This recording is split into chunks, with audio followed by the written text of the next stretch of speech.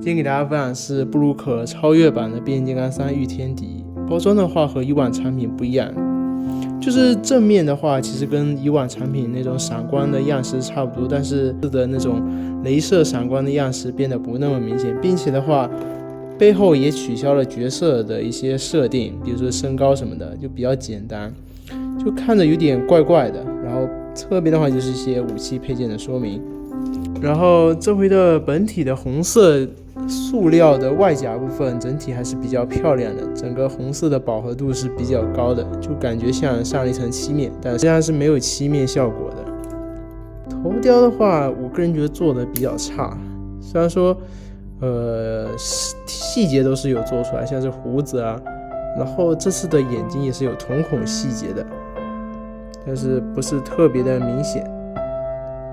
然后身体上的一些配色的话就比较简单，像电影里那些白色的分色它都是没有做出来的，整体来说是比上一弹的那个大黄蜂和油罐威要敷衍一点，看它背后的一些细节也是比较偏少。然后这个武器大盾的话也是整个一个偷胶非常的明显。然后武器的话除了双手这个双刀以外的话，也给了一个偷袭铁皮的那个手枪，细节是比较少，也没分色。产品的话给了一个特效键。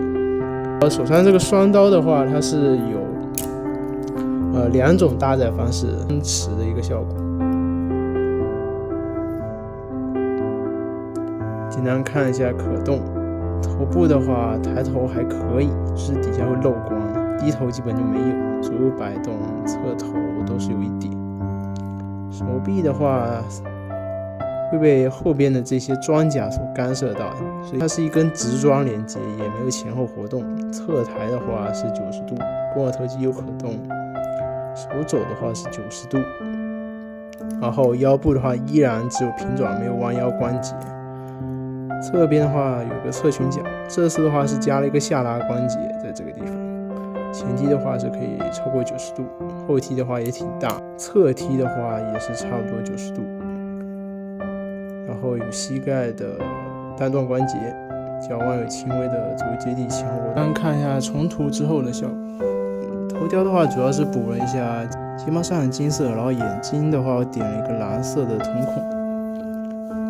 然后的话脸正面有些红色需要补，侧边的话也是一样，红色金色简单补一下。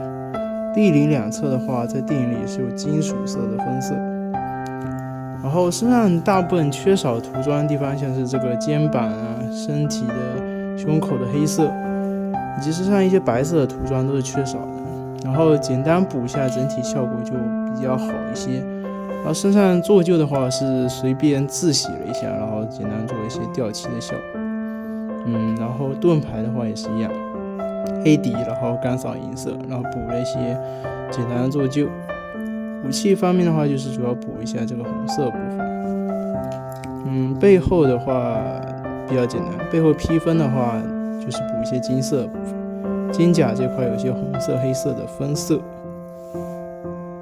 然后有一些简单的一些补色，像是腿后边的一些红色。其他就还好。武枪的话就是简单补一些红色和白色。